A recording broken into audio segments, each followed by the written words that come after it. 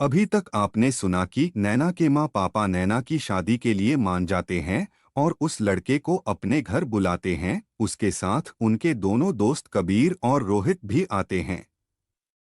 और यहाँ कबीर और श्रेया का आमना सामना फिर होता है। और अब आगे जब श्रेया चाय का ट्रे बाहर लेकर आती है और चाय टेबल पर रखती है, उस समय कबीर वहाँ नहीं होता है। उसका बीच में कॉल आ गया जिसे अटेंड करने के लिए वो बाहर चला गया था।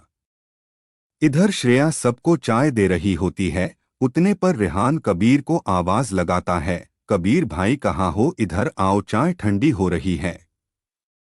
कबीर बाहर से बोलता है, हाँ आ रहा हूँ भाई। तभी कबीर अंदर आता है। तब श्रेया और कबीर एक दूसरे को देखते हैं। कबीर कहता है, तुम। श्रेया भी कहती है, आप यहाँ भी आ गए, हम बोले थे न कि हम आपका सारा भुगतान कर देंगे।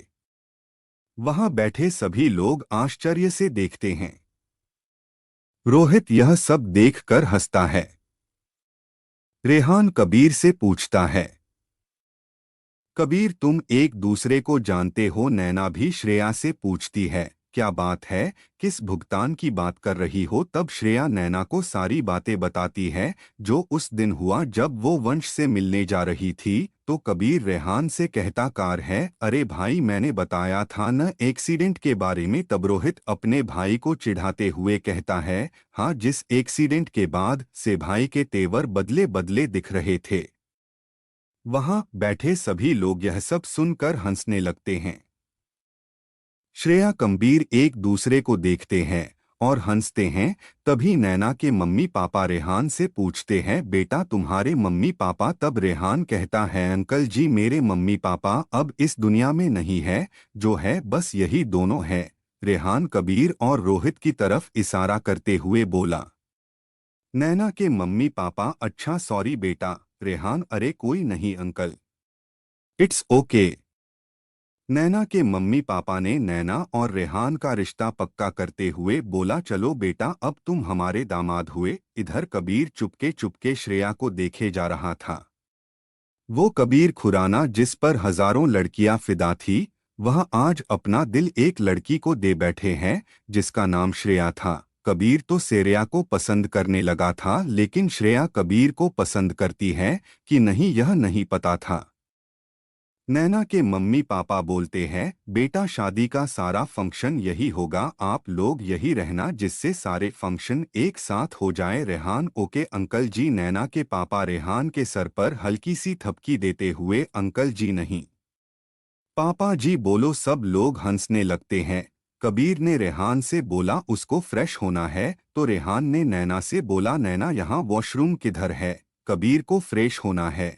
नैना श्रेया से बोलती है, श्रेया कबीर जी को बाथरूम दिखा दो। कबीर और श्रेया साथ में जाते हैं। तभी कबीर श्रेया से कहता, मैडम मेरी पेमेंट अभी बाकी है।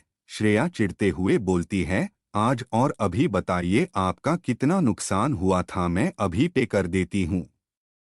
कबीर मुस्कुराता है और कहता है, नहीं मुझे पैसे नहीं चाहिए। श्रेया थोड़ा हिचकिचाते हुए, तब क्या चाहिए आपको? कबीर, मुझे तुम प्रॉमिस करो कि जो कुछ तुमसे मांगूंगा वो मुझे तुम दोगी। श्रेया, अरे ऐसे कैसे प्रॉमिस करूं, अभी मैं आपको जानती भी नहीं और अभी मेरी दी की शादी भी नहीं हुई कि उसी से हमारा आपका कोई रिश्ता जुड़ गया हो। कबीर हंसते हुए, अरे नहीं जुड़ा तो जुड़ जाएगा हमारा तुम्हारा रिश्ता। बात करते करते श्रेया और कबीर बाथरूम तक पहुंच जाते हैं। श्रेया कबीर से कहती है, लो वॉशरूम आ गया जी, अब मैं चलती हूँ। कबीर श्रेया से कहता है कि अरे मैं भी चलूंगा। श्रेया, क्यों, आपको तो फ्रेश होना था। कबीर, अरे नहीं, मुझे तो तुमसे बात करना था और मिलकर याद दिलाना था कि आपका पेमेंट पेंडिंग है। दोनों हंसने लगते हैं।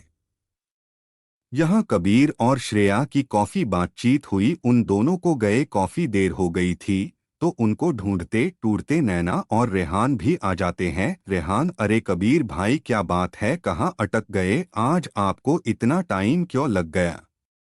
श्रेया कबीर एक दूसरे को देखते हैं और मुस्कुराते हैं। नैना श्रेया से, अरे श्रेया आज तक कभी किसी के साथ इतना समय तक तो नहीं बात किया, आज कबीर जी को कौन सी बूटी दे रही है। नैना और रेहान उन दोनों को छेड़ते हैं और अब सब हाल में आ जाते हैं। अब रेहान ने नैना के मम्मी पापा के पाँव छुए और विदा लेने लगे। कबीर और रोहित भी पाँव छूते हैं और घर से बाहर जाने लगते हैं उन लोगों को छोड़ने। श्रेया, नैना और उनके मम्मी पापा भी बाहर तक आते हैं। कबीर जाते जाते नैना के पास आकर बोलता है, भूलना मत, प्रॉमिस, पेमेंट पेंडिंग है, और यह कहकर गाड़ी पे बैठ जाता है।